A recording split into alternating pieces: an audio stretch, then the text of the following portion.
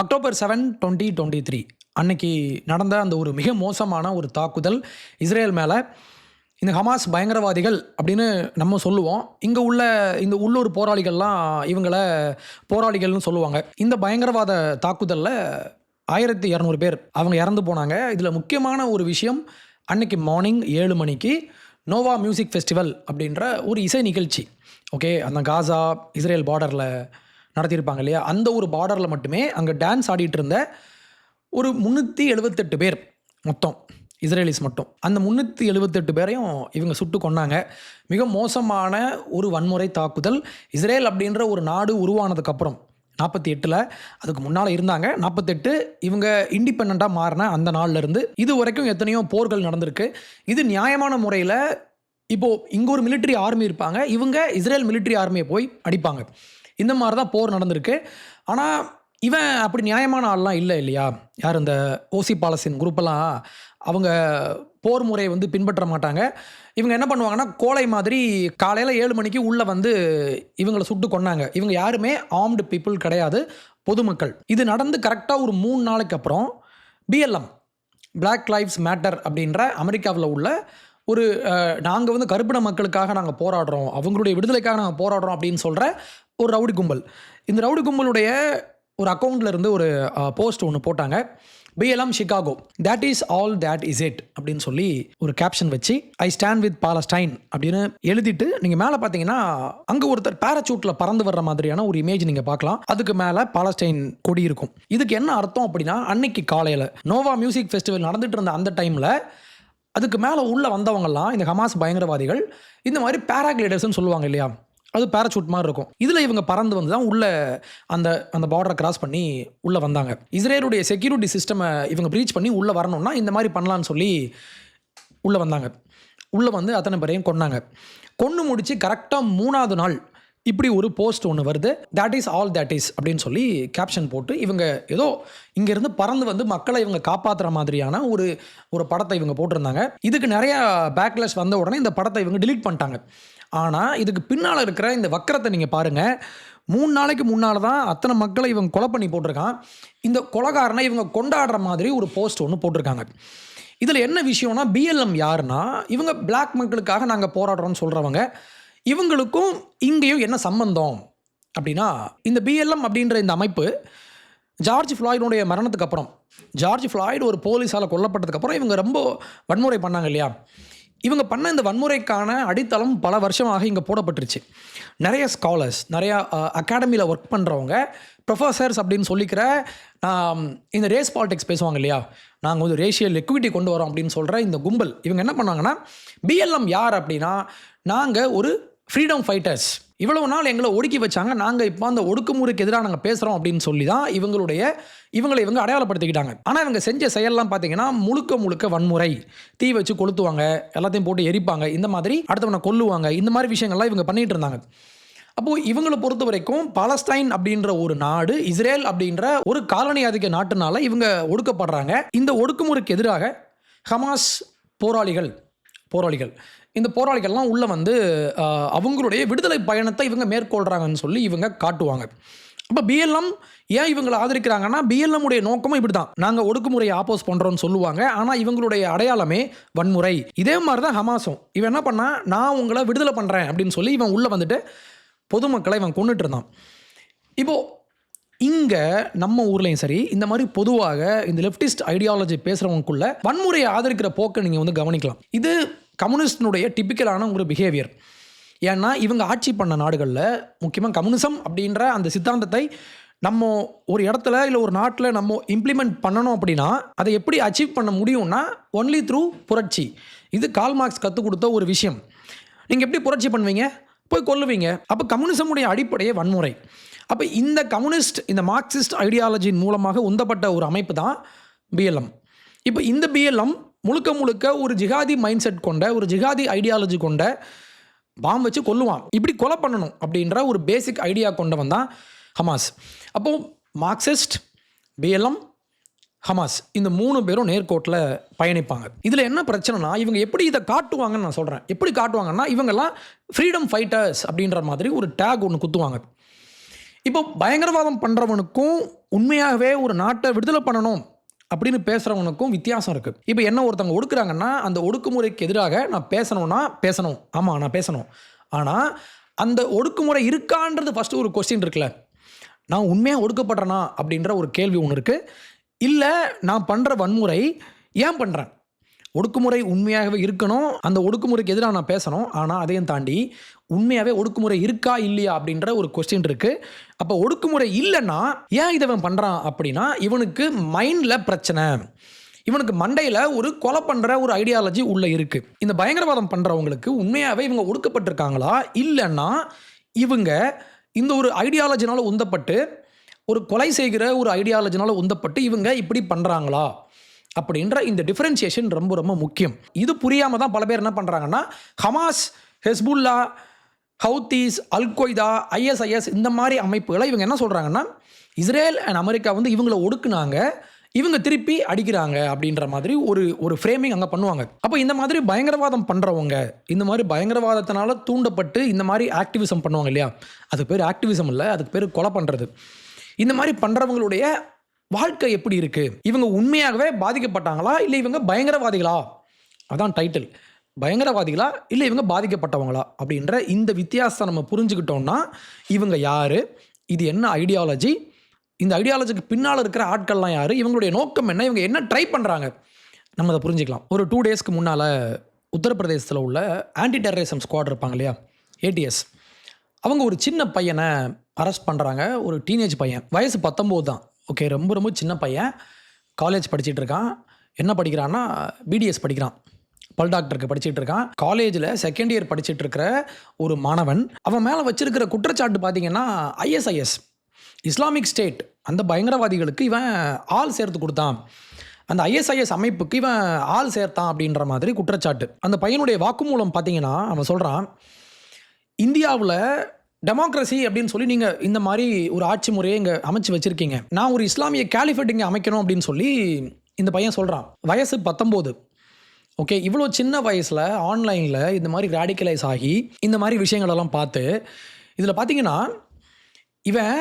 இவனுடைய ஐடியாலஜி இப்படி இருக்குது. இதையும் தாண்டி இவங்க என்ன பண்ணுறாங்க, டிஸ்கார்ட், அதுக்கப்புறம் செஷன், இந்த மாதிரி ஒரு சில ஆப்ஸ்லாம் உண்டு. இந்த ஆப்ஸ் வந்து ரொம்ப யூனிக்கான என்கிரிப்ஷன் இருக்கும்.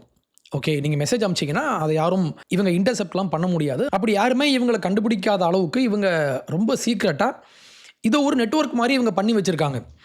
இவங்க என்ன பண்ணுவாங்கன்னா ISISனுடைய வீடியோஸ், அவங்களுடைய ஆடியோ கிளிப்பிங்ஸ், அவங்களுடைய பேம்ப்ளெட் இருக்கும் இல்லையா, ப்ரொபகேண்டா பேம்ப்ளெட்ஸ், இதெல்லாம் இங்கே இவங்க ஷேர் பண்ணி இவங்க இந்த விஷயத்தை பண்ணிகிட்டு இருந்திருக்காங்க. ISISக்கு ஆன்லைனில் நிறைய மாடியூல்ஸ்லாம் உண்டு. ஓகே, சீக்ரெட்டாக வெப்சைட்லாம் அவங்க ரன் பண்ணுறாங்க. அந்த வெப்சைட்டை ஹேண்டில் பண்ணுவாங்க இல்லையா, ஒரு ஹேண்ட்லஸ் இருப்பாங்க இல்லையா, அவங்க கூட இந்த பையனுக்கு கான்டாக்ட். எனக்கு ரொம்ப ஷாக்காக இருந்துச்சு இதை பார்க்குறப்போ. இவ்வளோ சின்ன வயசில் அவனுக்கு என்ன குறை யோசிச்சு பாருங்கள். அவன் பேர் வந்து ஹரிஷ் அலி. ஓகே, படிக்கிறதுக்கான வாய்ப்பு இருக்குது. ஒரு மருத்துவ மாணவர். இப்போ இந்தியாவில் இவங்களை யாரும் ஒடுக்கலை, யாரும் இவங்களை நோண்டலை, இவங்களை யாரும் குத்தலை, இவங்களை யாரும் குடையலை, இவங்களை யாரும் ஒடுக்கலை, இவங்க வாழ்கிறதுக்கான உரிமை அங்கே இருக்குது. அதையும் தாண்டி படிக்கிறதுக்கான ஒரு வாய்ப்பு கிடச்சிருக்கு அந்த பையனுக்கு இல்லையா. அவர் இஸ்லாமியர் அப்படின்ற காரணத்தினால யாரும் அவனுக்கு கல்வியை மறுக்கலை நம்ம ஊரில். ஆனால் அந்த வாய்ப்பை பயன்படுத்தாமல் இவன் என்ன பண்ணுறான்னா ISISக்கு ஆள் எடுத்துகிட்டு இருந்திருக்கான். ரொம்ப ஏன் இப்படி யங் பீப்புளெலாம் இப்படி மாறுறாங்கன்னு எனக்கு விளங்கவே இல்லை. ரொம்ப ரொம்ப ஷாக்கிங்கான விஷயங்கள்லாம் உள்ளே படிக்கும்போது இருந்துச்சு. இவங்க எப்படி பண்ணுவாங்கன்னா ஸ்லைன் மார்ட்டர்ஸ் அப்படின்னு சொல்லுவாங்க, உயிர் தியாகம் பண்ணுறாங்களாம். இப்போ இன்றைக்கி காலையில், நேற்று நைட்டு நான் பார்த்த நியூஸ் என்னென்னா, திருமுருகன் காந்தி ஒரு 80 வருஷமாக நம்ம ஊரில் அந்த ரயில்வே ஸ்டேஷனில் அந்த ஹிந்தி எழுத்துக்கள்லாம் இருக்குது. இவ்வளோ நாள் தூங்கிட்டு கரெக்டாக எலெக்ஷன் டைமில் வந்து நான் போராடுறேன் அப்படின்னு சொல்லி இவங்க நாங்கள் தியாகம் பண்ணுறோம் அப்படின்னு சொல்லி ஒருத்தர் உள்ளே குதித்து இப்போது இறந்து போயிட்டார். அவருக்கு ஒரு மகள் இருக்காங்க. இன்றைக்கி இவங்களை யார் பார்ப்பாங்க? அப்போ நான் தியாகம் பண்ணுறேன், நாங்களாம் மார்ட்டர்ஸ் அப்படின்னு இவங்க சொல்கிறாங்க இல்லையா. இப்போ என்ன பண்ணுறாங்க, ISIS பயங்கரவாதி போய் குண்டு வைப்பான், இவங்க கொல்லுவாங்க, அரசு கொல்லுவாங்களா, உடனே இவனை தியாகியை மாற்றி விட்ருவாங்க. தியாகியை மாற்றிட்டு இந்த தியாகியினுடைய சாகசங்கள்லாம் என்னன்னு சொல்லி இவங்க வீடியோ போடுவாங்க. இந்த மாதிரி வீடியோஸ்லாம் ஆன்லைனில் இவங்களுக்கு ஈஸியாக கிடைக்கும். இப்போ இந்த வீடியோஸை இங்கே பரப்பி விட்டு இதெல்லாம் பார்த்துட்டு இந்த பையன் இந்த மாதிரி ஐஎஸ்ஐஎஸ்க்கு ஆதரவாக நான் வந்து காலிஃபேட் அமைப்பேன் அப்படின்னு சொல்லி மாறிட்டு இருக்கான். இதில் இன்னொரு முக்கியமான விஷயம், இந்த பையன் பாகிஸ்தானில் இருக்கிற ஒரு ஐஎஸ்ஐஎஸ் ஹேண்டில் இருப்பான் இல்லையா, இவங்க கூடயும் இவனுக்கு கான்டாக்ட். அப்போ இது ஒரு நெட்வொர்க் மாதிரி நம்ம ஊருக்குள்ளே நம்ம நினச்சிட்டு இருக்கோம் ஐஎஸ்ஐஎஸ்லாம் இங்கே இருக்கான்னு சொல்லி. அவனுடைய பேஸ் பார்த்திங்கன்னா ஈராக். ஓகே, ஈராக்கில் இந்த மாதிரி ஏரியாஸ்லாம் இவனுடைய அடிப்படை பேஸ். ஆனால் 2014-15 அப்புறமே இவங்க பீக்கில் இருந்தாங்க. அதுக்கப்புறம் இவங்க டிக்ளைன் ஆகி போயிட்டாங்க. ஆனால் இன்றைக்கு வரைக்கும் ஆன்லைனில் இவங்க ஆக்டிவாக இருக்காங்க. நம்ம ஊரில், இந்தியாவில், யூபியில் நடந்துகிட்ருக்கு.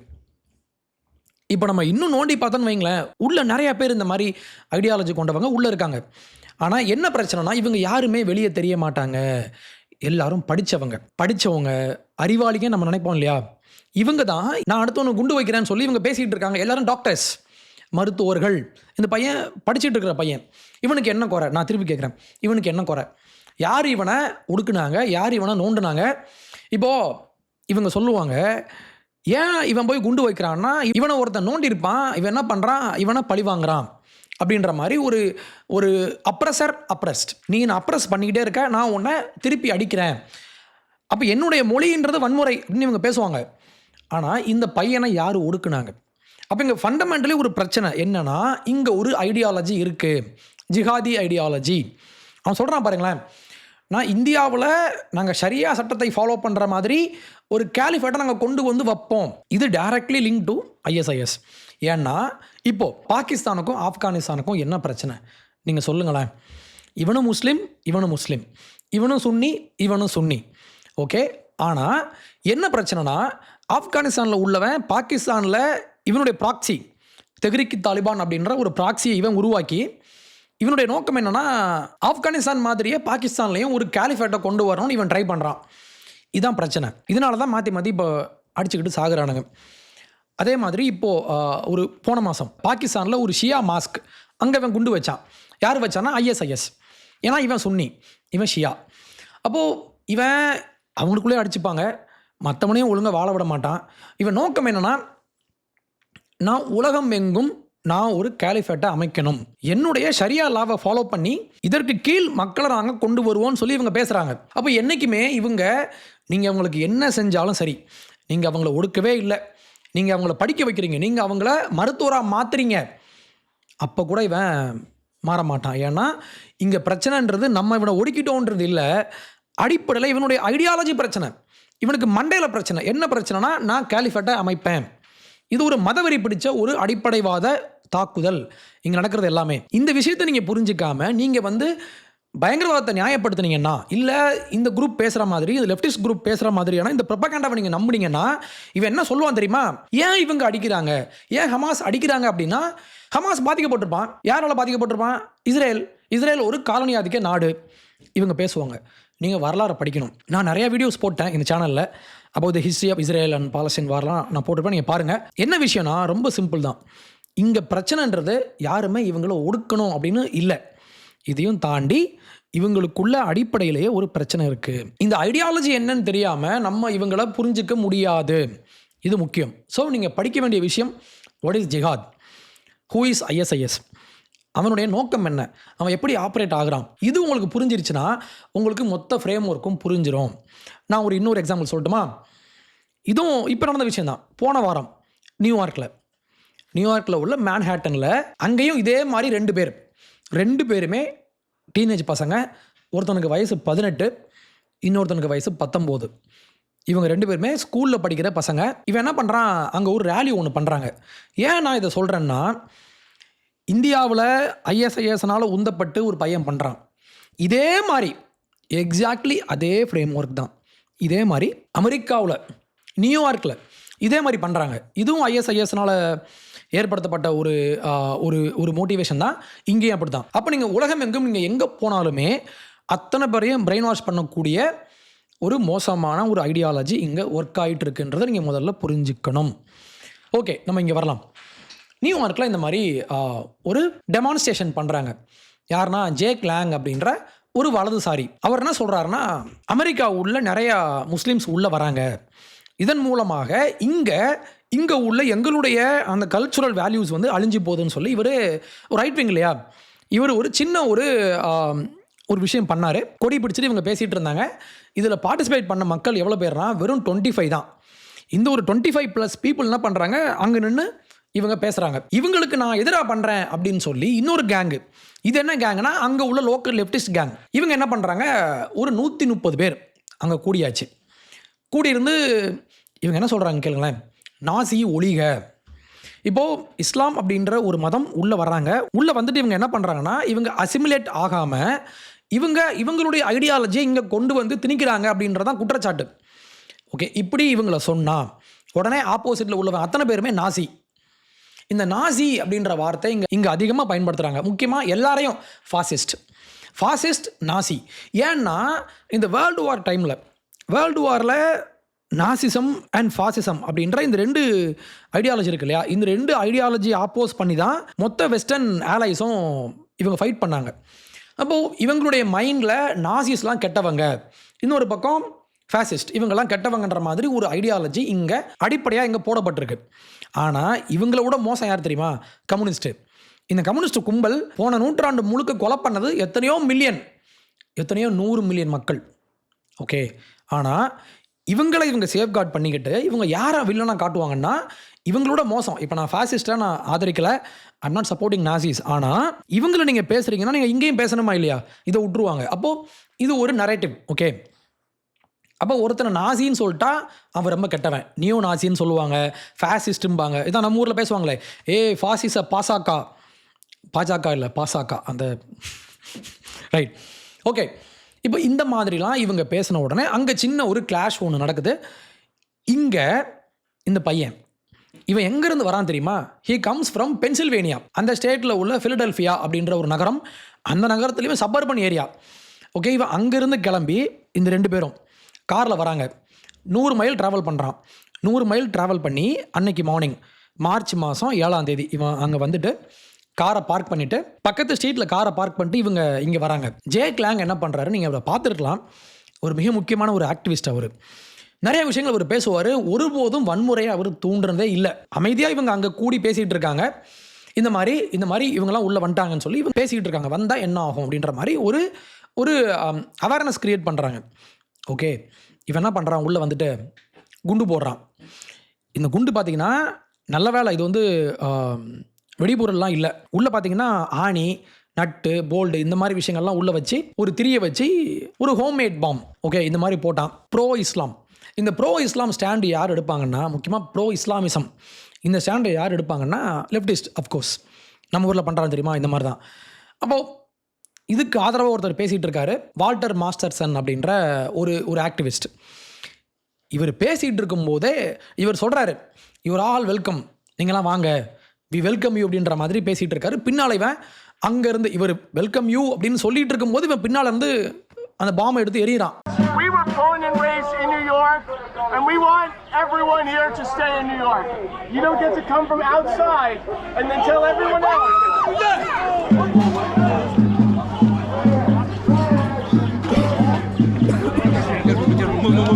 இது ரொம்ப ஒரு வேடிக்கையான ஒரு விஷயம். நீ என்ன சொல்லிக்கிட்டு இருக்கிற, கரெக்டாக அந்த எக்ஸாக்ட் மொமெண்ட்டில் இவன் குண்டு வச்சிட்டு இருக்கான். இது ஒருவேளை உண்மையான குண்டாக இருந்தால் என்ன இருக்குன்னு யோசிச்சு பாருங்க. அடுத்து இன்னொரு குண்டு, இந்த குண்டை இவனுக்கு ஒழுங்காக கூட த்ரோ பண்ண தெரியல. அதில் தீ வைக்கிறான். தீ வச்சுட்டு வழக்கம் போல் அல்லாஹூ அக்பர் அப்படின்னு சொல்கிறான். போலீஸ் இவனை அரெஸ்ட் பண்ணி கொண்டு போயிட்டாங்க. ஆனால் இதுக்கு பின்னால் உள்ள ஐடியாலஜியை பாருங்கள். இந்த பையன் யார், இந்த 2 பேர் இருக்காங்களே இவங்க யார், இது முக்கியம் இல்லை, நான் அதை பின்னால் சொல்கிறேன். இப்போது இந்த மாதிரி ஒரு அட்டாக் நடந்துருச்சு. இப்போ என்ன பண்ணலாம், நியூஸில் நம்ம எப்படி பேசலாம் இதை அப்படின்னா, அப்போ தான் CNN அப்படின்ற ஒரு உலகத்தரமான ஒரு மீடியா ஒரு செய்தியை போடுறாங்க. இவங்க என்ன மாதிரி இதை ஃப்ரேம் பண்ணாங்கன்றது முக்கியம் இல்லை. இப்போ CNN போட்ட இந்த செய்தி, நீங்கள் இதில் ஒவ்வொரு வார்த்தையும் நீங்கள் கவனிக்கணும். 2 Pennsylvania teenagers crossed into New York City for what could have been a normal day, enjoying the city during abnormally warm weather. But in less than an hour, their lives would drastically change as the pair would be arrested for throwing homemade bombs during an anti-Muslim protest outside Mamdani's home. இப்போ இந்த செய்தியை கொஞ்சம் நல்லா கவனிங்க. இதில் உள்ள அந்த வார்த்தைகள்லாம் பாருங்களேன். இந்த வார்த்தையை பாருங்களேன், would drastically change, அவங்க வாழ்க்கை அப்படியே தலைகீழாக மாறிடுச்சு. the pair would be arrested. இப்போ பாருங்க, இவங்க வாழ்க்கை தலைகீழாக மாறிடுச்சு, இவங்க அரெஸ்ட் பண்ணப்பட்டாங்க. எல்லாமே இவங்க வந்து ஆக்டட் அப்பான், இப்போது இவங்க மேலே ஒருத்தங்க இந்த விஷயத்த செஞ்சாங்க, இவங்கள ஒருத்தங்க அரெஸ்ட் பண்ணிட்டாங்க, இவங்க வாழ்க்கை மாறிடுச்சு. இப்போ வெளியே இருந்து ஒருத்தன் வந்து இவங்களை ஏதோ அட்டாக் பண்ண மாதிரி, வெளியே இருந்து யாரோ ஒருத்தங்க இவங்களை அரெஸ்ட் பண்ண மாதிரி. இவங்க யார்? டீனேஜர்ஸ், ரொம்ப சின்ன பசங்க, அப்பாவிகள். ஓகே, அவங்க உள்ளே வந்தாங்களாம், அந்த வெதரை இவங்க என்ஜாய் பண்ணாங்களாம். ஆனால் திடீர்னு ஒரு நாள் திடீர்னு இவங்க வாழ்க்கை அப்படியே மாறிடுச்சு. ஆனால் இவங்க ரொம்ப நல்லவங்க. ஓகே, இந்த ஃப்ரேமிங் ரொம்ப ரொம்ப முக்கியம். இவங்க ஆக்டர்ஸ் கிடையாது, ஆனால் இவங்க மேலே இன்னொருத்தங்க பண்ணிட்டாங்க, இவங்கள ஒருத்தங்க அரெஸ்ட் பண்ணிட்டாங்க, இவங்களுடைய வாழ்க்கை மாற்றப்பட்டு விட்டது. அப்போ வெளியே இருந்து எவனோ ஒருத்தன் இவங்க வாழ்க்கையை மாற்றினானா? இவன் குண்டு வச்சான். இதை பற்றி பேசாமல் அடுத்து கீழே பாருங்கள், இன்னொரு முக்கியமான விஷயம். இவங்க யார் மேலே குண்டு வீசினாங்க? ஒரு ஆன்டி முஸ்லீம் ப்ராட்டஸ்ட். இந்த விஷயத்தை இவங்க கரெக்டாக அண்டர்லைன் பண்ணுறாங்க பார்த்தீங்களா? இவங்க யார் மேலே குண்டு வச்சாங்க? ஆன்டி முஸ்லீம் ப்ராட்டஸ்ட். ஓகே, அப்போ குண்டு வச்சவன் யார்? அவன் டீனேஜர். இவன் யார்? இவன் அல்லாஹு அக்பர்னு கத்துறான். ஐஎஸ்ஐஎஸ் பற்றி இவன் பேசுகிறான். நான் சொல்கிறேன் பாருங்களேன், இவன் ஐஎஸ்ஐஎஸ் பற்றி பேசுகிறான், இதை பற்றி ஒரு மென்ஷன் இல்லை. இவங்க இன்னசென்ட் டீனேஜர்ஸ், இவங்கள இன்னொருத்தங்க அரெஸ்ட் பண்ணிட்டாங்க, அரெஸ்ட் பண்ணப்பட்டாங்க, இவங்க வாழ்க்கை அப்படியே மாறிடுச்சு. இவங்க யார் மேலே குண்டு போட்டாங்க? அவங்க ஆன்டி முஸ்லீம் ப்ராட்டஸ்ட். அப்போது இவன் தான் வில்லன். இவன் யார்? அப்போது அகைன் இவன் ஆன்டி முஸ்லீம் ப்ராட்டஸ்ட் பண்ணான், இவன் மேலே குண்டு போட்டது தப்பு இல்லை அப்படின்ற மாதிரி ஒரு நரேட்டிவ் ஃப்ரேமிங்கை CNN மாதிரியான ஒரு நம்பத்தகுந்த, நம்பக்கூடிய, நம்பணும். ஆனால் இன்றைக்கி ஃபுல்லாக மாறியாச்சு. ஏன் மாறியாச்சுன்னு சொல்கிறேன். இந்த நியூஸ் இருக்கு இல்லையா, இந்த நியூஸ் பீஸை பின்னால் இவங்க டிலீட் பண்ணிட்டாங்க. டிலீட் பண்ணிட்டு இவங்க அப்பாலஜி கேட்டாங்க CNN. ஆனால் இந்த நியூஸை யார் எழுதுனா தெரியுமா? இதை நீங்கள் புரிஞ்சுக்கிட்டீங்கன்னா இந்த கும்பல் யாருன்னு உங்களுக்கு தெரியும். டெய்லர் ரோமைன் அப்படின்ற ஒரு அம்மா. இவங்க யாருன்னா நியூஸ் ரிப்போர்ட்டர். ஓகே, இவங்களுடைய பேஜ் போய் பார்த்தா, since joining CNN in 2018 they have covered topics including Trump impeachment, voting rights, natural disasters and LGBTQ issues. இப்போ நீங்கள் மேலே பாருங்களேன், they haveனா யாரு? தேனா யாரு? தேனா அவர்கள், ப்ளூரல். ஆனால் இதில் மென்ஷன் பண்ணப்பட்ட ஆள் வந்து ஒரே ஒரு ஆள் தான், டெய்லர் ரோமைன். அப்போ யார் இவங்க? யாருன்னு போயிட்டு இவங்களுடைய லிங்க்டின் பேஜில் போய் பார்த்தா, டெய்லர் ரோமைன் தே தெம். அப்போ இது யாருன்னா நம்ம வானவில் கோஷ்டி. இது இவங்க தான். இவங்களை ஹீ ஷீன்னு சொல்லிக்க மாட்டாங்க. இவங்க யார்? ஒரு ஷீ. அது முகத்திலே தெரியுதா? ஷீ. ஆனால் இவங்க ஷீ கிடையாது. நான் ஒரு பெண்ணும் இல்லை, ஒரு ஆணும் இல்லை, நான் தே தெம். நான் ஒரு ஃப்ளூயிட் மாதிரி இருப்பேன். நான் இன்றைக்கி ஆணாக இருப்பேன், நாளைக்கு பெண்ணாக உணர்வேன். அதனால் நான் தே தெம். அப்போ இந்த வானவில் கோஷ்டி தான் இந்த மாதிரி வேலை தான் பண்ணுவாங்க. அப்போ இந்த வானவில் கோஷ்டிக்கிட்ட நம்ம உண்மையை நம்ம எதிர்பார்க்க முடியாது. அப்போது அடிப்படையே இங்கே தப்பாக இருக்குது. இவங்க ஃப்ரேம் பண்ண ஒவ்வொரு வார்த்தையும் முக்கியம். ஆன்டி முஸ்லீம் ப்ராட்டஸ்ட்னு சொல்கிறதுக்கு வாய் வருது, ஆனால் குண்டு போட்டது யார்? அவன் குண்டு போடுறப்போ என்ன சொல்லி குண்டு போட்டான்? இதை பற்றி ஒரு மென்ஷன் இல்லை. அவங்க டீனேஜராக, அவங்க ரொம்ப அப்பாவிகளாம், இவங்க அரெஸ்ட் பண்ணப்பட்டாங்களாம். அப்போது இங்கே ஒரு குற்றம் நடக்குது. அந்த குற்றத்தை இங்கே உள்ள இந்த லெஃப்டிஸ்ட் குரூப்பு இவன் ஒருபோதும் இந்த விஷயத்தை ஒழுங்காக ரிப்போர்ட் பண்ணவும் மாட்டான், இதை கண்டிக்கவும் மாட்டான். இது இவனுடைய DNA.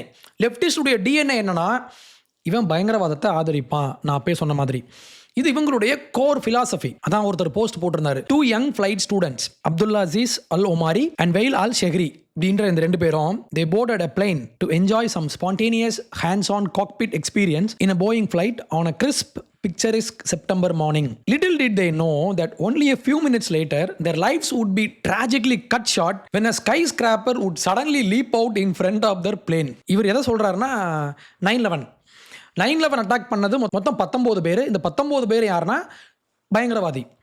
இதை பல பேர் இங்கே உள்ளவங்கெல்லாம் அப்படியே உருட்டுவாங்க நல்லா.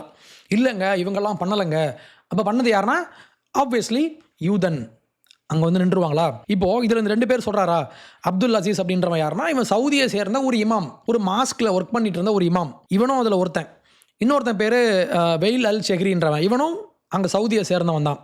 இவன் ஸ்கூல் டீச்சர். இவன் ஸ்கூலில் ஒர்க் பண்ணிகிட்டு இருந்தவன், படித்தவன், என்ன விஷயங்கள் கற்றுக்கொண்டவன், டாக்டரு. இவன் தான் குண்டு வைக்கிறான். இப்போ பாருங்களேன், இவர் சொல்கிறாரு, இவங்க ஃப்ளைட் எடுத்து ஒரு அழகான மார்னிங், இவங்க காக்பீட் எக்ஸ்பீரியன்ஸை, இவங்க அந்த காக்பீட்டை நம்ம அனுபவிக்கணும்னு உள்ளே ஏறினாங்க, ஃப்ளைட் எடுத்து ஓட்டினாங்க. இவங்க எடுத்து இப்படி ஓட்டும்போது திடீர்னு அந்த கோபுரங்கள் அவங்க வந்துட்டாங்க நடுவில் அப்படின்னு சொல்லி கேலி பண்ணார்.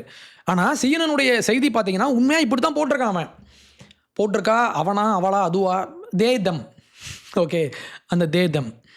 அப்போது மெயின் ஸ்ட்ரீம் மீடியா இன்றைக்கி முழுக்க லெஃப்டிஸ்ட் ப்ளஸ் வானவில் ப்ளஸ் இஸ்லாமிஸ்ட், இந்த 3 குரூப்புக்கிட்டையும் போயிருச்சு. இது CNN மட்டும் இல்லை, BBC, ஏன் நம்ம ஊர் மீடியா நம்ம ஊர் மீடியாலாம் ஃபுல்லாக போயிருச்சு. நம்ம ஊரில் உள்ள யூடியூப் சேனல்லாம் பார்த்தீங்கன்னா முழுக்க 100% ஜிகாதி ஆட்களால் மட்டும்தான் இன்னைக்கு கட்டுப்படுத்தப்பட்டு இவங்க தான் இன்றைக்கி ரன் பண்ணுறாங்க, லெஃப்டிஸ்ட் அண்ட் ஜிகாதிஸ். சரி, இப்போ இந்த பையனை அரெஸ்ட் பண்ணிட்டாங்களா? அரெஸ்ட் பண்ணி போலீஸ் இவனை கூட்டு போனால் இந்த 2 பேரையும், இதில் எமீர்ன்றவன் தான் அந்த பாம்பு எடுத்து எறிவான். நீங்கள் பார்த்துருக்கலாம். இவனை தான் தம்ப்நெயில்ல வச்சுருக்கேன். இப்போ இவனை அரெஸ்ட் பண்ணி போலீஸ் கஸ்டடியில் வச்சுருக்காங்க. இப்போ இவனை கேட்குறாங்க, ஏன் இப்படி பண்ணன்னு சொல்லி கேட்டால், போலீஸ் இவங்களுக்கு ஆப்ஷன்ஸ் கொடுப்பாங்க இல்லையா? ஒன்று, நீ அமைதியாக இருக்கலாம், உன் லாயர் வச்சு நீ பேசிக்கலாம். இன்னொன்று, நீ பேசலாம் அப்படின்ற மாதிரி அங்கே ரைட்ஸ் கொடுப்பாங்க இல்லையா? இவன் என்ன பண்ண தெரியுமா? நான் பேசுகிறேன் அப்படின்னு சொல்லிட்டு ஒரு பேப்பர் ஒன்று வாங்கி அதில் எழுதி வைக்கிறான், die in your rage you குஃபார். நீ சாகுடா காஃபீர். குஃபார்னா காஃபீர். அப்போது காஃபீர்னா யார்? இஸ்லாமை ஏற்காத நம்மலாம் காஃபீர் தான். இஸ்லாமை ஏற்காதவங்கலாம் காஃபீர். அப்போ காஃபீர்லாம் யார்? இவங்க கொல்லப்பட வேண்டிய ஆட்கள், அந்த இஸ்லாமிஸ்ட் ஐடியாலஜி பொறுத்த வரைக்கும். அப்போ என்ன இவங்க பண்ண ட்ரை பண்ணுறாங்கன்னா, சின்ன பையங்க, 19 வயசு பையன், அவனை அரெஸ்ட் பண்ணியாச்சு. அரெஸ்ட் பண்ணதுக்கப்புறம் கூட அந்த ஒரு கில்ட்டே இல்லாமல் இவன் இப்படி எழுதி வைக்கிறான். இந்த விஷயத்தை, இவன் இப்படி பேசின விஷயத்த நான் சொல்லலை, NYPD அவங்களுடைய ப்ரீசிங்க்ல வச்சு இந்த பையன் பேசின விஷயத்த DOJ அவங்க வெப்சைட்டில் இதை போட்டிருக்காங்க. This is not a religion that just stands when people talk about the blessed name of the prophet.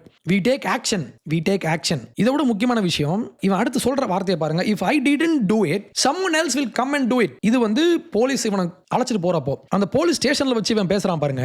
இவன் ஒரு பென் அண்ட் பேப்பரை வாங்கி இதுல எழுதுறான், I pledge my allegiance to the Islamic State ISIS. Die in your rage you குஃபார். குஃபார்னா அரபிக்ல காஃபீர், நான் பிலீவர்ஸ். இவங்களுடைய இந்த எக்ஸ்ட்ரீமிஸ்ட் ஐடியாலஜியை ஏற்காதவங்க அத்தனை பேருமே இவங்களுக்கு காஃபீர் தான்.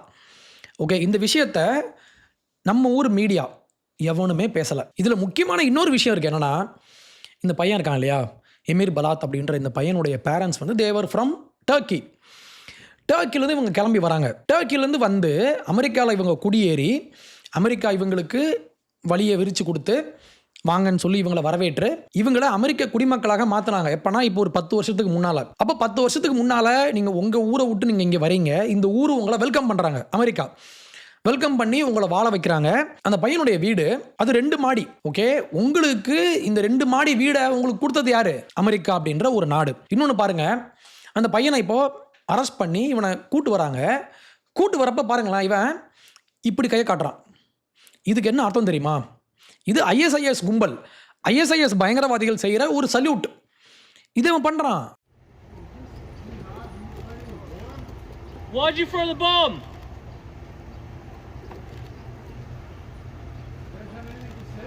அப்போ நீங்கள் டர்க்கிலிருந்து கிளம்பி இங்கே வரீங்க, நீங்கள் குடியேறுறீங்க, உங்களை இவங்க வெல்கம் பண்ணுறாங்க. இன்னொரு பையன் இப்ராஹிம் அப்படின்ற பையன், இவனுடைய பேரண்ட்ஸ் இங்கே ஒரு 15 வருஷத்துக்கு முன்னால் they became a citizen of the US. அப்போ இந்த 2 பேருமே அமெரிக்காவில் ஃபர்ஸ்ட் ஜென்ரேஷன் இமிக்ரெண்ட்ஸ் இல்லையா? ஆனால் உங்களுக்கு இத்தனை வாய்ப்புகளை கொடுத்ததுக்கப்புறமும் இங்கே உங்களுக்கு வீடு இருக்குது, இங்கே உங்களுக்கான வசதியான வாழ்க்கை இருக்குது. இந்த பையன் படிச்சுட்டு இருக்கான், he is doing 12th grade, படிக்கிறான். படிக்கிறதுக்கான வாய்ப்பு கொடுத்துருக்காங்க, உங்களுக்கு வசதியான வீடு கொடுத்துருக்காங்க. இதெல்லாம் எங்கேருந்து வந்துச்சு? இப்போ நீ டர்க்கியில் வாழ்ந்துருந்தனா இந்த மாதிரி வசதியாக வாழ்ந்துருக்க முடியாது. உங்களுக்கான அத்தனை வாய்ப்புகளையும் உருவாக்கி கொடுத்த ஒரு நாட்டை இவன் என்ன பண்ணுறான்? ISIS பற்றி பேசிகிட்டு இருக்கான். இப்போ இந்த குண்டு வச்சான் இல்லையா, இந்த பையனுக்கு அமெரிக்கா அப்படின்ற ஒரு நாடு இவனுக்கு என்ன வாய்ப்பு கொடுத்துச்சு அப்படின்றது முக்கியம் இல்லை. அதை பார்த்துடலாம். இப்போ நியூயார்க் டைம்ஸில் நான் ஒரு ஆர்டிக்கல் ஒன்று படித்தேன் இந்த பையனுடைய வாழ்க்கையை பற்றி. March 12 அன்னைக்கு வந்த ஒரு article. When he was only 13, he programmed bots to buy pricey sneakers. The moment they dropped, his father would drive him to the parking lot of a Wawa convenience store where he would sell them to a sneaker dealer, sometimes making more than $200 a pair. இது என்னன்னு நான் சொல்கிறேன். இப்போ பெரிய பெரிய shoe brand இருக்காங்க இல்லையா, Adidas, Nike, இவங்க என்ன பண்ணுவாங்க, சில டைம் ஸ்பெஷல் எடிஷன் ஷூஸ் எல்லாம் இவங்க ரிலீஸ் பண்ணுவாங்க ஆன்லைனில். அது ரிலீஸ் பண்ண உடனே ஒரு சில மணி நேரங்களில் இது விற்று தீர்ந்துடும். ஏன்னா ரொம்ப டிமாண்ட் இருக்குது அப்படின்றதுனால, அதுவும் இட்ஸ் அ லிமிட்டட் எடிஷன் அப்படின்றதுனால. இப்போ இந்த பையன் என்ன பண்ணுறான் தெரியுமா, 13 வயசில் ஒரு பாட் ஒன்று பண்ணுறான், ஒரு ப்ரோக்ராம் ஒன்று பண்ணுறான். இந்த ப்ரோக்ராம் இப்போ என்ன பண்ணும் தெரியுமா, ஷூவை இவங்க வெப்சைட்டில் லிஸ்ட் பண்ண உடனே அந்த பாட் இருக்கு இல்லையா, அது ஆட்டோமேட்டிக்காக ஷூஸ் எல்லாம் வாங்கிடும். பர்ச்சேஸ் பண்ணுறோம், எவ்வளோ குவான்டிட்டின்னு சொல்லி இவன் கொடுத்து வச்சிருப்பான். இவன் பர்சனலாக உட்காந்து வெப்சைட் ஓப்பன் பண்ணி இவன் வாங்கணும்னு அவசியம் இல்லை. அது எப்போ ரிலீஸ் ஆகும்னு பார்த்து இவன் மேனுவலாக உட்காந்து இவன் பண்ணணும். அப்படிலாம் இல்லாமல் இந்த பாட்டை இவன் ப்ரோக்ராம் பண்ணி வச்ச உடனே அந்த பாட்டை இதை வாங்கிடும். ஆட்டோமேட்டிக்காக வாங்கிரும். அப்போ இது முழுக்க முழுக்க ஆட்டோமேட் பண்ணப்பட்ட ஒரு விஷயம். நார்மலாக நீங்கள் உட்காந்து, நீங்கள் லேப்டாப் முன்னால் உட்காந்து, நீங்கள் கிளிக் பண்ணி, நீங்கள் வெப்சைட் ஓப்பன் பண்ணி, நீங்கள் பார்த்து, நீங்கள் கார்ட்டில் ஆட் பண்ணி, இவ்வளோ விஷயம் பண்ணுறதுக்குள்ளே அங்கே விற்று முடிஞ்சிடும். ஆனால் அந்த பையன் இந்த பாட்டை அழகாக பண்ணி ஏன் இதை பண்ணுறான்னு பாருங்கள். இப்போ இந்த பையன் இந்த ஷூவை கம்மி ப்ரைஸுக்கு வாங்கிடுவான். அவங்க வெப்சைட்டில் லிஸ்ட் பண்ண ப்ரைஸுக்கு வாங்கிட்டு அதெல்லாம் ஹோல்ட் பண்ணி வச்சுட்டு, அதுக்கப்புறம் இவங்க அப்பா என்ன பண்ணுவார்னா, இவனை ட்ரைவ் பண்ணி கொண்டு போயிட்டு ட்ராப் பண்ணுவார் ஒரு ஸ்டோரில். அந்த ஸ்டோரில் ஒருத்தர் இருப்பார், டீலர் இருப்பார். இவர்கிட்ட இந்த ஷூவை அதிகமான ப்ரைஸ்க்கு விற்றுருவான். அது ப்ராஃபிட் பாருங்களேன், $200. அப்போ ஒரு ஷூவோட price for example if it is $120, இவன் வாங்கும்போது சொல்கிறேன், இவ்வளோ கம்மியான அமௌண்ட்டுக்கு வாங்கிட்டு இதெல்லாம் மொத்தமாக இவன் குமிச்சு வச்சுட்டு, அதுக்கப்புறம் ப்ரைஸ் ஏறினதுக்கப்புறம் ப்ரைஸை இவங்க ஆர்டிஃபிஷியலாக இவங்க ஏற்றி விட்டு இவங்க என்ன பண்ணுறாங்க, இதை ரீசெல் பண்ணுறாங்க. அப்போ இவ்வளோ சின்ன வயசுலேயே இந்த மாதிரி ஒரு விஷயத்தை பண்ணுறதுக்கு உனக்கு மூளையை கொடுத்தது யார்? அதுக்கான பிளாட்ஃபார்மை கொடுத்தது யார்? வாய்ப்புகளை கொடுத்தது யார்? இவன் பொழைக்க போனால் அந்த நாடு இல்லையா? இந்த பிரச்சனையை பற்றி க்ளாசி அப்படின்ற ஒரு ஃபேஷன் வெப்சைட்டில் இவங்க பேசியிருப்பாங்க. இப்போ இந்த பாட்ஸ் அப்படின்ற விஷயத்தை பற்றி இவங்க ஃப்ளாக் பண்ணுறாங்க. இது ஒரு இல்லீகலான ஒரு பிஸ்னஸ். ஏன் தெரியுமா? Sneaker bots programs that automate the process of buying a new product the instant it becomes available online have been the scourge of the sneaker world for years. Non-bot using customers hate them. ஏன்னா because it is practically impossible to check out faster than a bot can. இதில் இன்னொரு பிரச்சனை பார்த்தீங்கன்னா பிராண்டுக்கு இது பிரச்சனை. ஏன்னா because they perceive the bot user to not be valuable long-term customers but instead vultures. இப்போ என்ன பிரச்சனை தெரியுமா? நைக்கி அப்படின்ற ஒரு பிராண்ட் என்ன பண்ணுறாங்க, ஒரு கம்மியான ப்ரைஸில் ஒரு ஷூவை வந்து லான்ச் பண்ணுறாங்க. ஓகே, இவங்க இங்கே இருக்காங்க, இங்கே கஸ்டமர்ஸ் இருப்பாங்க. இப்போது இவங்க ஒரு ப்ரைஸ் செட் பண்ணியிருப்பாங்க இல்லையா? இந்த ப்ரைஸுக்கு தான் கஸ்டமர்ஸ் வாங்கணும் ஆக்சுவலி. அப்போ ஒரு $120 அப்படின்ற விஷயம் ஒரு நியாயமான விலையாக இருந்துச்சுன்னா இதை இவங்க வாங்குவாங்க, கிளையண்ட்ஸ் வாங்குவாங்க, கஸ்டமர்ஸ். அப்போ இவங்களுக்கும் நைக்கின்ற ஒரு கம்பெனிக்கும் கிளையண்ட்ஸ்க்கும் ஒரு நல்ல ஒரு உறவு ஒன்று ஏற்படுமா? ஆனால் இவன் இந்த பாட்டு பண்ணுறான் இல்லையா, இவன் என்ன பண்ணுறான் தெரியுமா? டக்குன்னு உள்ள குறுக்கால வந்து ஃபார் எக்ஸாம்பிள் இவங்கெல்லாம் சேர்ந்து, இந்த பாட் யூஸர்லாம் சேர்ந்து ஒரு 40% ஷூஸை இவன் மொத்தமாக வாங்கிடுவான். அப்போ என்ன ஆகும்னா, இவன் குறுக்க வந்து இதை வாங்கி வச்சுக்கிட்டு இவன் ஆர்டிஃபிஷியலாக விலையை ஏற்றி விடுவான். இப்படி விலை ஏறின உடனே இவன் என்ன பண்ணுவான், விற்றுருவான்.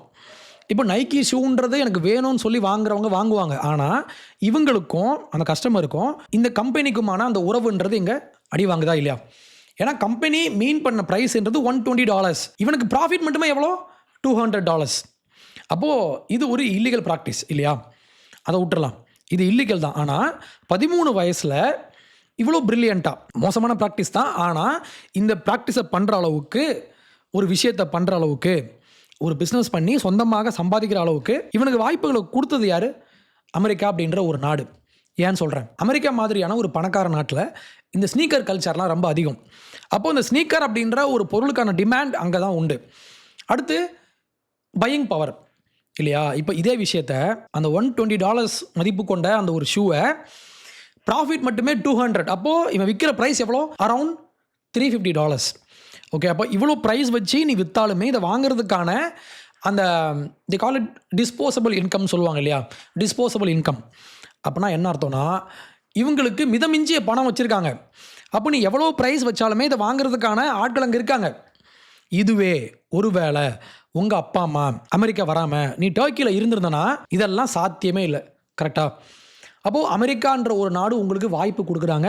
முதல்ல டர்க்கி அப்படின்ற அந்த நாட்டில் இந்த மாதிரி ஸ்னீக்கரை வந்து ரீசெல் பண்ணுற அளவுக்கு அவங்க அவ்வளோ பணமாக வச்சுருக்காங்க, அவங்க அவ்வளோ ஃப்ரீயாக இருக்காங்க இல்லை. அப்போது உங்களுடைய ப்ராஃபிட்டுக்கு ஏற்ற மாதிரியான ஒரு ஈக்கோ சிஸ்டம் இங்கே இருக்குது. ஆனால் டர்க்கியில் அங்கே இன்கமே கம்மி. அப்போ அங்கே இன்கம் கம்மியாகும்போது இவ்வளோ பெரிய ப்ராஃபிட்டில், இவ்வளோ பெரிய மார்க்கப்ஸில் இவ்வளோ ப்ரைஸ் கொடுத்து இவ்வளோ ப்ரைஸியான ஸ்னீக்கரை ஃபஸ்ட்டு வாங்குறதுக்கு அங்கே ஆட்களே இல்லை. உங்கள் சொந்த ஊரில் நீங்கள் இருந்திருந்தீங்கன்னா பிச்சை எடுத்துருக்கணும். ஆனால் இங்கே உங்களுக்கு அத்தனை வாய்ப்புகளையும் கொடுத்து வெறும் 13 வயசில் நீங்கள் ஒரு பாட் பண்ணுற மாதிரி, நீங்கள் பாட்டை நீங்களே ப்ரோக்ராம் பண்ணுறீங்க. அப்போ அந்தளவுக்கு ஒரு டெக்னாலஜியை உங்களுக்கு கொடுத்து, அந்த டிஜிட்டல் ஈக்கோ சிஸ்டமை உங்களுக்கு உருவாக்கி கொடுத்து, பேமெண்ட்டும் ஈஸியாக வாங்கிடலாம், ஈஸியாக விற்றுடலாம். அப்போது இவ்வளோ வாய்ப்புகளை கொடுத்தோம், உனக்கு இவ்வளோ அறிவு இருந்தோம், இவ்வளோ ஒன்றால் இவனே ஒரு ப்ரோக்ராம் பண்ணுற அளவுக்கு வளர்ந்துருக்கான் இல்லையா? ஆனால் இல்லை. இது காரணம் என்னென்னா அந்த ஒரு ஐடியாலஜி, அந்த ஒரு மோசமான ஒரு ஐடியாலஜி. இப்போ சொல்லுங்களேன், இந்த பையன் ஒடுக்கப்பட்டிருக்கானா? இவனை யாராவது நசுக்குனாங்களா? இவனை யாராவது படிக்க விடலையா? இவனுக்கு யாருமே வாய்ப்புகள்லாம் கொடுக்கலையா? எல்லாமே இருந்துச்சுல, அப்போ ஏன் கொண்டு வச்சான்? சிம்பிள் தான், ரொம்ப ரொம்ப சிம்பிள். இது ஒரு ஐடியாலஜி. இப்போது இங்கே எப்படி இவங்க போர்ட்ரே பண்ணுவாங்கன்னா, ஒருத்தன் ஏன் குண்டு வைக்கிறான்னா இவன் பாதிக்கப்பட்டிருக்கான். இது முழு பொய். இந்த இந்த மொத்த பிரச்சனையிலுமே மிக மோசமான, மிக ஆபத்தான, நிறைய பேர் நம்புகிற ஒரு பொய் இது. அப்போ உங்களுக்கு பெரிய பெரிய வாய்ப்புகள்லாம் உங்களுக்கு கொடுக்கப்பட்டிருக்கலாம். நீங்கள் படிச்சிருக்கலாம், உங்கள் பேரண்ட்ஸ்க்கு நல்ல ஒரு வாழ்க்கை அமைஞ்சிருக்கலாம், நீங்கள் 2 மாடி வீடு கட்டலாம், நீங்கள் ஒரு பல் மருத்துவராக போகலாம், பல் மருத்துவம் படிக்க உங்களுக்கு வாய்ப்புகள் கொடுக்கப்பட்டிருக்கலாம். உங்களுக்கு என்ன குறை? ஆனால் நான் குண்டு வைப்பேன், அவங்க கூட சேர்ந்து நான் பரப்புவேன் அப்படின்னு சொல்லி நீங்கள் பண்ணிகிட்டு இருக்கீங்கன்னா, பிரச்சனைன்றது மற்றவங்க மேலே இல்லை, ஒடுக்குறாங்க நசுக்கிறாங்க அவங்க மேலே இல்லை. ஆக்சுவல் பிரச்சனை உங்கள் மேலே, இந்த ஐடியாலஜி மேலே தான் பிரச்சனை. அப்போது இந்த ஐடியாலஜியை புரிஞ்சிக்காம இங்கே உள்ள பயங்கரவாதம் எப்படி வளருது, யார் அதை வளர்த்து விடுறாங்கன்ற மாதிரி உங்களுக்கு புரியாது. நம்ம ஊரில் இந்தியாவில் இது நடந்துட்டு இருக்கு. இதே மாதிரி சேம் விஷயம் இவங்க 2 பேரையும் கனெக்ட் பண்ணுற அந்த ஒரு த்ரெட்டு பாருங்களேன். ஒருத்தன் நியூயார்க்கில் இருக்கான், இன்னொருத்தன் யூபியில் இருக்கான். இந்த 2 பேருக்கும் ஒரே வயசு. இந்த 2 பேரையும் கனெக்ட் பண்ணுற ஐடியாலஜி அதுவும் ஒரே ஐடியாலஜி தான். அதே மாதிரி இந்த 2 பேருமே எந்த ஒரு ஒடுக்குமுறைக்கும் உள்ளாகவில்லை. அப்போ என்ன பிரச்சனைனா, இவங்களை யாரும் ஒடுக்கலை, நசுக்கலை, பிதுக்கலை, இவன் தான் பிரச்சனை. இந்த விஷயத்தை புரிஞ்சுக்கிட்டிங்கன்னா நம்ம தெளிவாயிடலாம். ஏன்னா இங்கே நம்மளையே குழப்பி சும்மா நார்மலாக இருப்பாங்க இல்லையா, இவங்களையே மண்டையை கழுவி, இல்லைங்க இவங்களாம் ரொம்ப பாவங்க, இவங்களாம் அப்பாவிகள்னு சொல்லி இவங்கள மாற்றி விடுற வேலையை இங்கே உள்ள ஒரு கும்பல் பண்ணிகிட்டு இருக்காங்க. அவங்கள நீங்கள் புரிஞ்சுக்கணும். இது என்ன ஐடியாலஜி, இவன் என்ன யோசிக்கிறான், இவன் என்ன சிந்திக்கிறான், இவனுடைய பிளான் என்ன, இவன் என்ன செய்ய ட்ரை பண்ணுறான், இதை நீங்கள் புரிஞ்சுக்கிட்டிங்கன்னா கிளியர் ஆகிடும். ரைட்? நன்றி.